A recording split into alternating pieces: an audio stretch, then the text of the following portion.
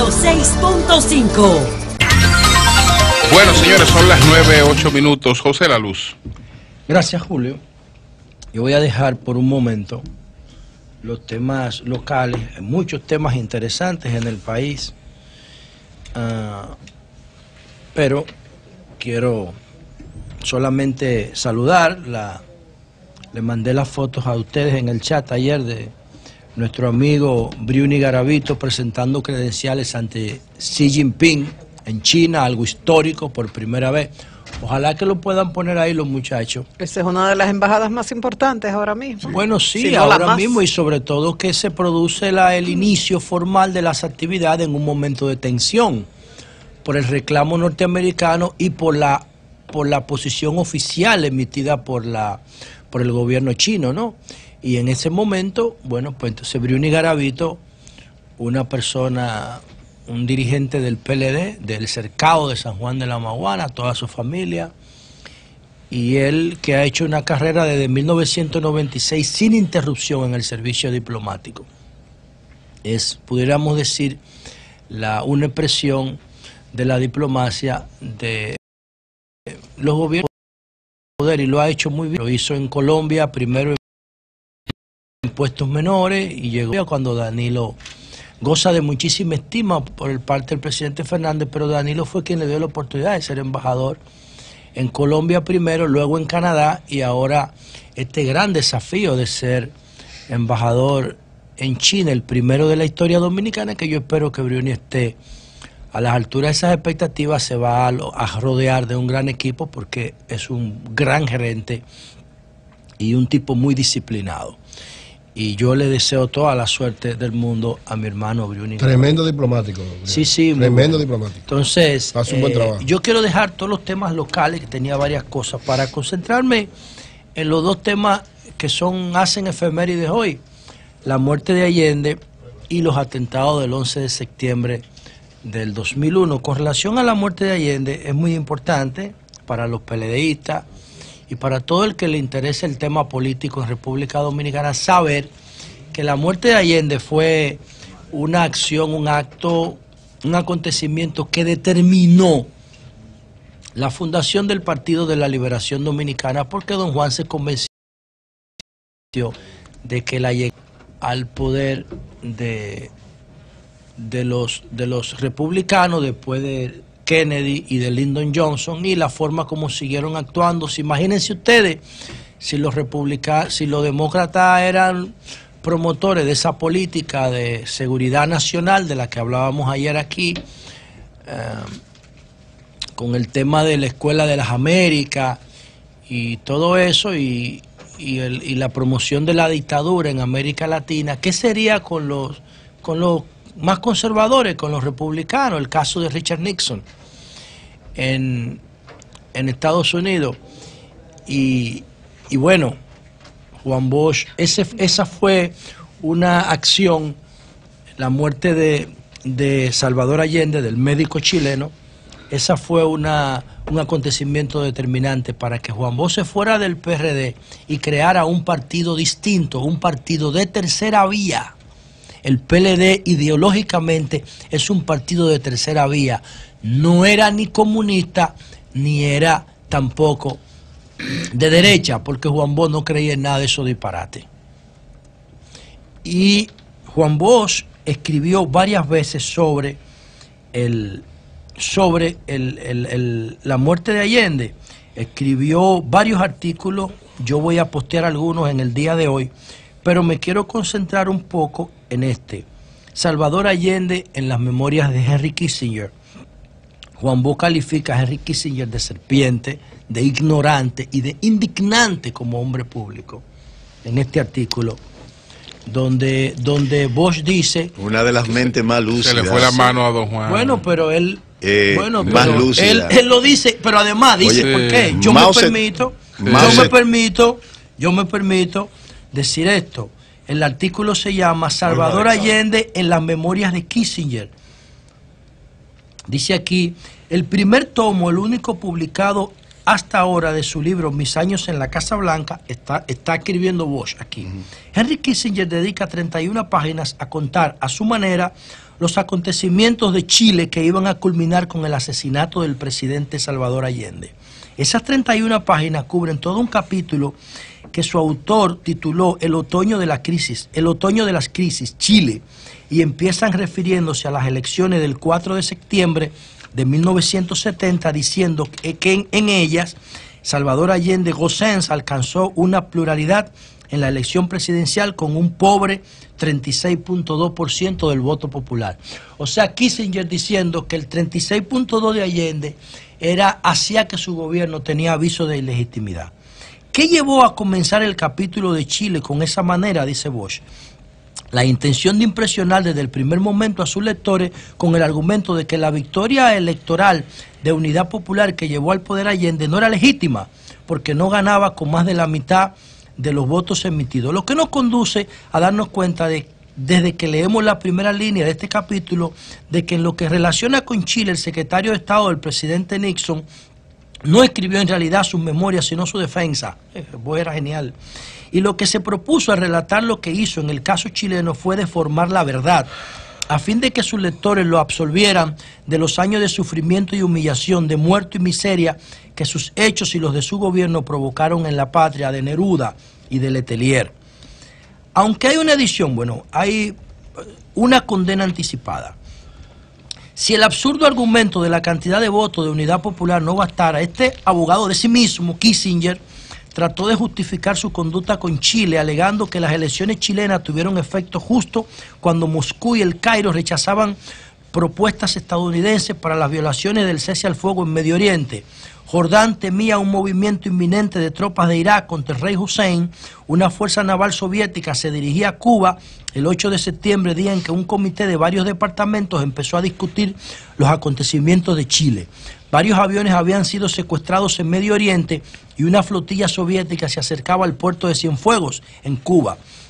6 días después, el 14 de septiembre, cuando iba a ser tratado el caso de Chile, la situación de Jordán se había deteriorado y aviones MiG cubanos interceptaron un U-2 que trataba de fotografiar a Cienfuegos, y la misión que se llevaba a cabo tuvo que ser abandonada. En los días que siguieron, nuestro gobierno, dice Kissinger, nuestro gobierno ponderó los sucesos de Chile no en forma aislada, sino contra el fondo de la invasión de Jordán por Siria y nuestros esfuerzos para forzar a la Unión Soviética a desmantelar su instalación de servicio nuclear en Cuba. Esas son las justificaciones de Kissinger para el golpe de Estado en Chile, Allende. ¿A quién está dirigida esta amplia y necesaria explicación, sobre todo sus últimas palabras? Dice Bosch. En cualquier circunstancia, la elección de Allende era un desafío a nuestros intereses nacionales, dice Kissinger. Nosotros no podíamos reconciliarnos fácilmente con la existencia de un segundo Estado comunista en el hemisferio occidental. Estábamos persuadidos de que pronto el Estado chileno estaría estimulando líneas políticas antiamericanas, atacando la solidaridad hemisférica, haciendo causa común con Cuba más temprano que tarde, estableciendo relaciones estrechas con la Unión Soviética. Lo más doloroso de todo esto era que Allende representaba una ruptura de larga historia democrática de Chile, porque él había llegado a la presidencia no mediante una auténtica expresión de voluntad del pueblo, sino gracias a que lo favoreció una casualidad del sistema político chileno. Y así sigue Bosch relatando todo lo que decía Kissinger para justificar la muerte de Allende, y al final dice: es indignante leer a Kissinger. Aclaremos que si a pesar de esa condena anticipada, Salvador Allende se hubiera apresurado a enviarle a Kissinger y a Nixon un mensaje en el que les aseguraba que Unidad Popular mantendría una política favorable a los intereses nacionales y mundiales de Estados Unidos, Allende habría sido mantenido en el poder contra viento y marea, bajo el argumento de que, de acuerdo con la Constitución chilena, había obtenido una mayoría legítima de votos. Bueno, ahí Bosch empieza a explicar cuáles fueron todos los argumentos para derrocar a Allende, y dice precisamente eso, que cómo es posible que un tipo con un criterio de serpiente, de depredador, sin ningún criterio, un tipo, Juan Bosch lo define como un ignorante de la condición humana. Sí, claro. No, ahí está. Es un filósofo. Está defendiendo tu dignidad. Bueno, el tema está en los sesgos de las parcialidades. Claro, es decir, entonces ese hecho ese golpe de Estado, esa muerte de Allende, bueno, no se sabe si al final no se sabe si Allende se suicidó o lo mataron. Se suicidó. No se sabe, eso no se sabe. Bueno, Le pegó un tiro. ¿Cómo tú lo sabes? Lo mataron. Porque de cualquier forma. él había dicho que iba a morir como Balmaceda, como el presidente Balmaceda, que se quitó la vida en el 1891. Lo que sí se sabe es que él cogió un fusil. Claro que sí. Ese está en el libro negro. Yo tengo el libro negro de Chile. Chile, el libro negro. Él está disparando. Sí, claro. El tema es que Juan Bosch dice que como un país que se proclamaba paladín de la democracia mundial irrumpiera en un gobierno amigo. Esa es una buena consideración. Y desbaratara la democracia. Pero bueno, a Henry Kissinger de ignorante, ese es un hecho que el PLD en algún momento tiene que volver a su esencia, no puede seguir siendo un cascarón ideológico.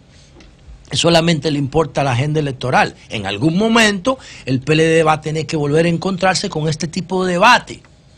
Yo decía ayer que hoy a las 5 de la tarde yo voy a estar en la Escuela de Formación Política del PRM hablando de liderazgo responsable. Gracias. ¿PRM? Sí, así es. Gracias a una invitación de mi amigo Waldis Tavera, me dijo que doña Ibelice Prade Pérez estuvo de acuerdo. Y hoy a las 5 yo voy a ir a hablar de ideas políticas, porque nosotros tenemos que vernos como un sistema de partidos. Por eso en la ley de partidos, en la ley de partidos yo estaba promoviendo la creación de una asociación nacional de partidos políticos para que nosotros pudiéramos asociarnos como elemento del sistema. Por último, yo quiero decir, con relación al tema del 11 de septiembre, lo siguiente. Yo era un espectador cuando eso, yo escuchaba a Julio y a Eury, cuando eso en la Z. Tú no habías entrado a la Z. Chiquito, no. Marlon Lember era un cronista deportivo. Como a mí siempre me ha gustado el baloncesto, yo seguía mucho a Marlon Lember, porque Marlon Lember era el que daba por la televisión los resultados de la NBA, pero Marlon Lember también jugaba. Y Marlon Lember llamó a la Z y dijo que una avioneta se había estrellado con una de las Torres Gemelas, porque nadie sabía lo que estaba pasando. Eran las 8:00 de la mañana. Eran las 8:00 de la mañana. Luego los hechos fueron evolucionando y la otra torre también cayó. Él dijo que era un accidente, ¿verdad? Y la otra torre también. Sí, él dijo que una avioneta se había chocado con la torre porque nadie tenía la idea de que era una cosa tan monstruosa. Y de que también se había atacado el Pentágono y que había una intención de atacar la Casa Blanca. La única batalla después de la guerra civil de Estados Unidos que se ha librado en territorio norteamericano, y fue un ataque sorpresa.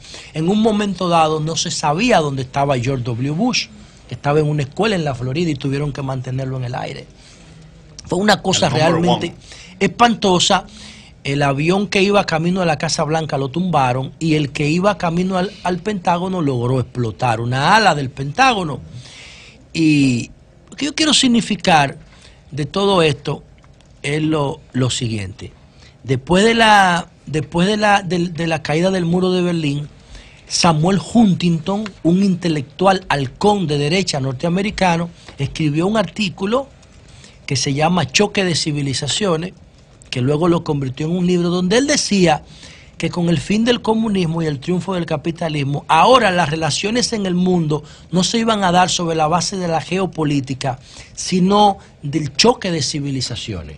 Y Huntington definía 9 tipos de civilizaciones distintas en el mundo, entre ellas la musulmana. Y todo el mundo pensaba que realmente la hipótesis de Huntington de choque de civilizaciones iba a tener sentido, iba a seguir adquiriendo como base de principio legal del comportamiento humano. Él estaba inspirado en Max Weber y en Arnold Toynbee, dos grandes sociólogos de la edad moderna. Sin embargo, cuando uno se pone a analizar los acontecimientos del 11 de septiembre, uno se da cuenta que más que choque de civilizaciones, que después la irrupción de las tecnologías y el mismo triunfo de Donald Trump, volviendo al mundo a un esquema de guerra fría, debilitan las hipótesis de Huntington. Pero uno se da cuenta de que el 11 de septiembre obedece a la forma en que los organismos de Estados Unidos, sobre todo los organismos de defensa y los organismos de inteligencia, como la CIA, por ejemplo, se han comportado frente a otros países después del fin de la Segunda Guerra Mundial. Porque Estados Unidos prácticamente entrenó a todos los que atacaron el 11 de septiembre a su país. Empezando por Osama Bin Laden, que era una figura de ellos en la guerra de Rusia con Afganistán, y que Al Qaeda significa la base gringa, y que después se le volteó porque Estados Unidos se quedó operando en Arabia Saudita. Y el otra figura que invito a todo el que esté escuchando el programa a leerlo es Ali Mohammed. Ahora mismo está en la base de Guantánamo. Ese es el cerebro intelectual y operativo del 11 de septiembre. Nunca le han pasado juicio, está en Guantánamo preso, pero ese tipo, oigan lo que hizo brevemente. Hay un reportaje que se llama El espía de Bin Laden, sobre Ali Mohammed. Ese tipo fue que trajo a todos los fundamentalistas del Medio Oriente y lo entrenó en Estados Unidos en aviación. Pero Ali Mohammed era traductor del ejército norteamericano del idioma árabe. Daba rueda de prensa, era instructor y fue el autor intelectual del primer atentado a la torre que se hizo en el año de 1994. Y aún así Estados Unidos se descuidó con Ali Mohammed y lo dejó seguir operando. Y ese tipo tenía una determinación tan fuerte, que ese tipo, después que cometió los atentados del 11 de septiembre, volvió a Estados Unidos por Canadá. Salió a mover a Osama Bin Laden de donde estaba, creo que estaba en Afganistán, lo movió a Sudán y volvió a Estados Unidos. Y cuando volvió a Estados Unidos, lo atraparon en Boston. El espía de Bin Laden, lo pueden buscar, el documental que está en Nat Geo, pero creo que está gratuito en YouTube. Y por último decir lo siguiente: Huntington, que yo creo que, como decía ahorita, el rol de las tecnologías y la vuelta al mundo a un esquema de Guerra Fría debilitan sus hipótesis de choque de civilizaciones, es el autor de un libro interesantísimo sobre migración que se llama Who We Are, el desafío de la identidad nacional americana. Huntington. En ese libro, Huntington dice que el sueño americano, el sueño anglosajón protestante, ahí está inspirándose en Max Weber, ese sueño está siendo amenazado. ¿Por quién? Dice Huntington, por los patrones de comportamiento del catolicismo, que creen que la pobreza y la miseria son condición sine qua non para entrar al cielo y al paraíso. Y entonces ahí es que él plantea que el que quiere el sueño americano tiene que soñarlo en inglés y tiene que adquirir los patrones no del catolicismo, sino del protestantismo luterano anglosajón. Cambio fuera. El sol de la mañana, el sol de la mañana.